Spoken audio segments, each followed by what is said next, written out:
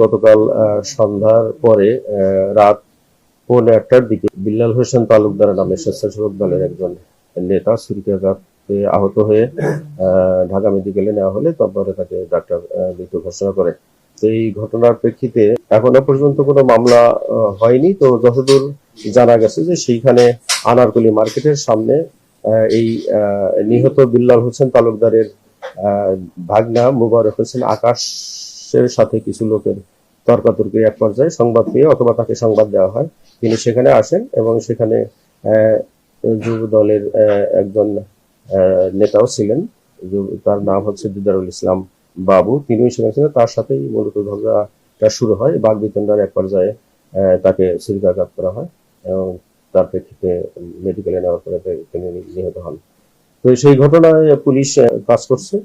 Police সেখানে তথ্য প্রমাণ সংগ্রহের চেষ্টা করছে এবং ইতিমধ্যে কিছু তথ্য প্রমাণ সংগ্রহ করেছে, ভিডিও চিত্র সংগ্রহ করেছে এবং সিসি ক্যামেরা ফুটেজ সংগ্রহের চেষ্টা অব্যাহত আছে।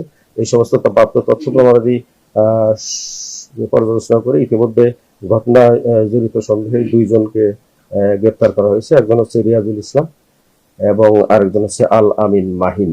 এই 2 জনকে গ্রেপ্তার করা হয়েছে এবং অন্যান্য যারা জড়িত আছে তাদেরকে গ্রেপ্তারের চেষ্টা অব্যাহত আছে। এই ঘটনাটি এখনো হয়তো খুব দ্রুতই মামলা রুজু হবে থানায় এবং মামলাটি রুজু হলে তদন্তে বিস্তারিত বেরিয়ে আসবে এবং যাদের গ্রেপ্তার করা হয়েছে তাদের রাজনৈতিক পরিচয়টা তো আসলে মুখ্য না। আমরা ঘটনার সাথে যাদের সম্পৃক্ততা আছে, যতটুকু সম্পৃক্ততা আছে সেই অনুযায়ী তাদের বিরুদ্ধে আইনানুগ ব্যবস্থা গ্রহণ করা হবে। তবে এর মোটিভটা তদন্তের পরেই জানা যাবে। না, সেটিও আমরা এখন পর্যন্ত জানতে পারিনি। বিভিন্ন সময় বিভিন্ন জায়গা থেকে, উৎস থেকে বিভিন্ন তথ্য পাওয়া যাচ্ছে। তবে তদন্ত পরে এর বিস্তারিত জানা যাবে। সেটি আমি বললাম ইতিমধ্যে যে রাজনৈতিক পরিচয়টা এখনো আমাদের কাছে স্পষ্ট না।